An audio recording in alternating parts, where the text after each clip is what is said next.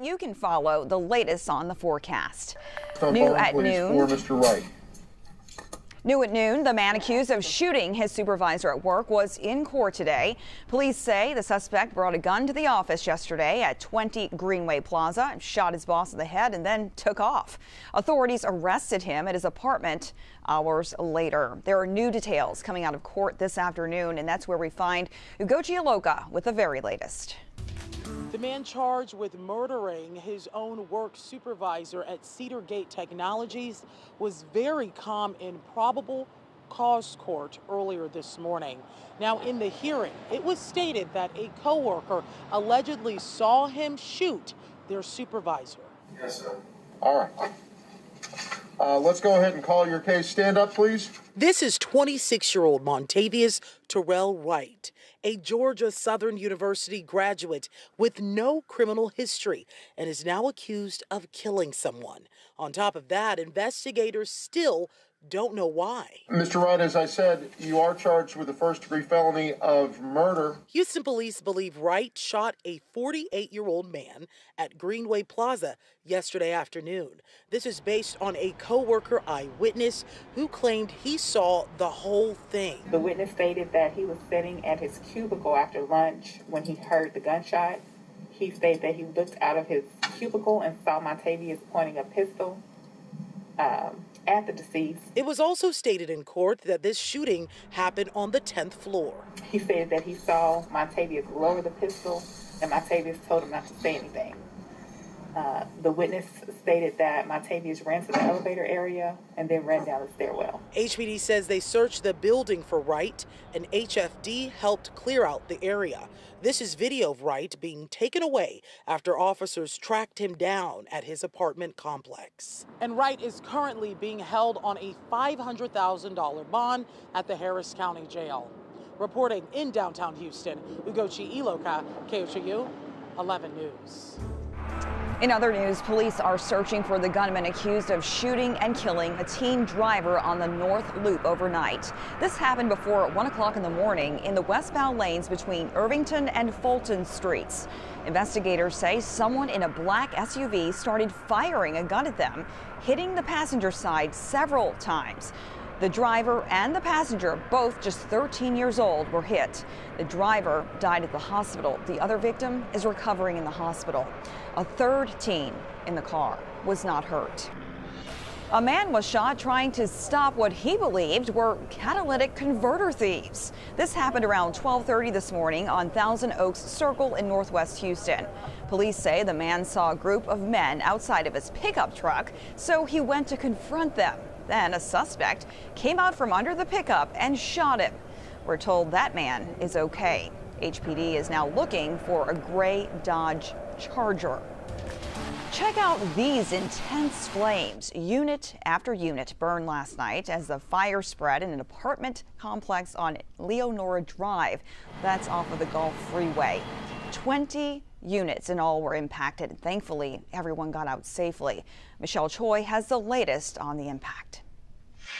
Hey Cheryl, this was a big fire. Now all morning we've seen families stopping by, checking to see if there's anything left to salvage from their homes. Unfortunately, it is a charred mess here at Leonora Apartments. The smell of smoke still pungent and the complex remains without power because of this fire. Now take a look at what crews were up against overnight. Flames were seen shooting up into the sky, swallowing up those units. I'm told it took several dozen firefighters to get this fire under control. One resident describing the moments of chaos as the flames took off. I heard some rambling, and when I opened up the door, my next door neighbor was running out. The fire was chasing him out the house. I guess the fire started inside this apartment. It was out of control. And with the wind, it just took over everything. And it caught on real fast. I mean, real fast. Of course, the most heartbreaking part of all this, the impacted families. We saw several of them last night huddled outside, covered in blankets, watching as their homes burned up. Most were forced to run out with just the clothes on their back. Now I'm told Red Cross will be helping those families. In total, 20 units were damaged. Now one person was treated for smoke inhalation, but the good news is I'm told he's going to be okay and wasn't seriously hurt. As for what sparked this fire, that remains under investigation. Cheryl? Thank you so much, Michelle Choi. And happening today, tens of thousands of drag racing fans will head to Baytown for the TX2K at the Houston Raceway. In light of this event, Harris County deputies are increasing their patrols and their presence on the roads. Units specializing in street racing and reckless driving will be out Friday through Sunday. During yesterday's race testing, an announcer repeatedly reminded everyone out there to obey traffic laws off the racetrack. Organizers are expecting up to 40,000 people this weekend. An update now on the arrest of WNBA star Brittany Griner. A Russian court extended the Houston native's arrest until May 19th. Authorities say Griner was taken into custody for allegedly smuggling drugs. Officials at an airport in Moscow claim they found hash oil in her luggage when she arrived there last month. Turning now to the war in Ukraine. Russian forces have yet to capture a major city, but the casualties are climbing as the attacks continue. And State Department officials are working to confirm reports that an American has been killed in one of those strikes. Skylar Henry has more from the White House. Russians continue their relentless assault on cities throughout Ukraine with missile, rocket, and mortar fire. In the northern city of Chernihiv, police there say an artillery attack today killed civilians, including an American. CBS has not yet been able to verify that report. Meanwhile, in the southern city of Mariupol, searchers are sifting through rubble looking for survivors of another attack. This theater was said to be sheltering more than 1,000 people, and satellite images prior to the blast showed the word children painted in Russian so bombers could see it. I think he is a war criminal. President Biden called Russian President Vladimir Putin a war criminal Wednesday. The White House later said the president was speaking from his heart. Speaking from what he's seen on television, which is barbaric actions by a brutal dictator through his invasion of a foreign country. The White House says President Biden will speak with China's president on Friday to discuss the war in Ukraine. The meeting comes amid reports China may be preparing to supply Russia with military equipment. Any effort to supply, to provide materiel for Russia's war effort, that would be met with significant costs. The Pentagon tweeted out this video of body armor and helmets being shipped to Ukraine. Senators were briefed on White House plans to ship more supplies, including drones and anti-aircraft weapons. It's clear they know how to effectively use the weapons that are being provided to them, and so it's incumbent on us to continue to provide those weapons. Defense officials say Russia's attacks have stalled, largely due to Ukrainian forces defending their embattled country.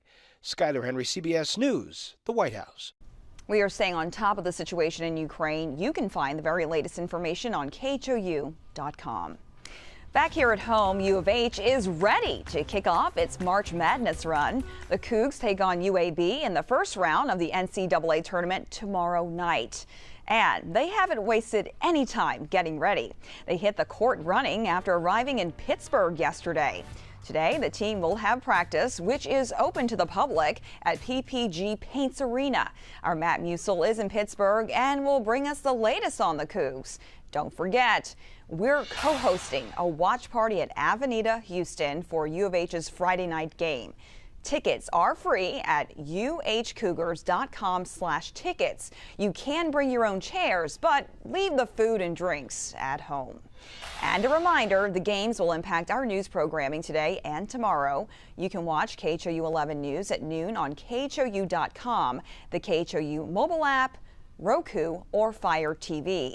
Our 6 p.m. newscast will air earlier at 5:30 on both days, and CBS Evening News will air on our sister station Quest Channel 55 at 5:30 this afternoon. Today, people all over the world are celebrating St. Patrick's Day. This is a live look right now from Dublin, Ireland. You can see a sea of green packs the streets there as people keep on partying through the day. Here in Houston, several bars are getting ready for their St. Patty's Day celebrations. March 17th marks the assumed date of St. Patrick's death 1,500 years ago. All right, let's talk weather again with Kim Castro. Another beautiful day, a great day to celebrate St. Patrick's Day now, but A little later, you might want to pull out the green umbrella, huh? I like your green dress. I got green Yeah. beside me, some green earrings, lots of green. All right, 2 fronts that we are tracking. 2 40% chances to bring us some rain, but one is much more significant than the other.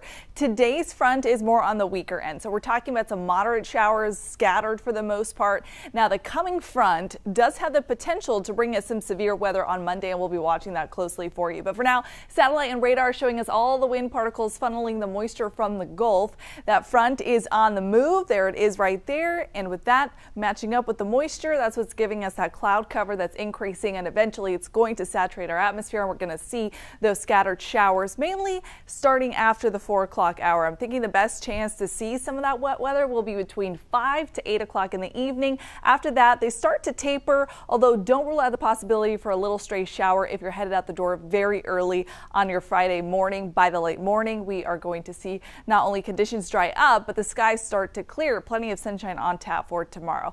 Let's talk temperatures. 73 degrees right now. The high should top off right around the mid 70s, slightly cooler than yesterday because of that added cloud cover. We just won't see enough solar radiation. But the thing about these fronts, not a lot of cold air behind them. In fact, they only drop temperatures ever so slightly. Monday's front will do the same, dropping temperatures into the low 70s. But here's a closer look at it. You can already see it's packing quite a bit of intensity. It is going to barrel through the area overnight, Monday into Tuesday, and it has the potential to bring us a very strong wind. The more severe threat for now is positioned in North Texas and pushing towards Louisiana and the southern Mississippi Valley. They have the better threats for some hail, potentially some rotational activity, but can't rule out that possibility for us just yet. 7-day forecast, check it out. Temperatures staying into the 70s. We're enjoying a glorious weekend. Look at that. Sunshine, dry conditions, wind starts to calm down. It is absolutely perfect for the official start of spring, which is this Sunday.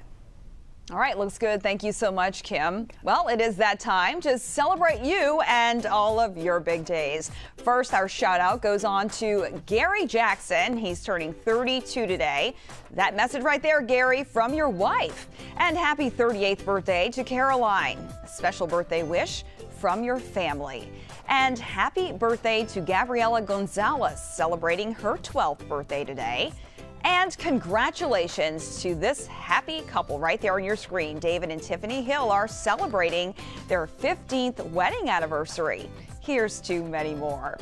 If you or a loved one are celebrating anything special and want to join in on the fun, it's easy. Just send us a text to 713-526-1111 for a chance to be featured right here in our broadcast.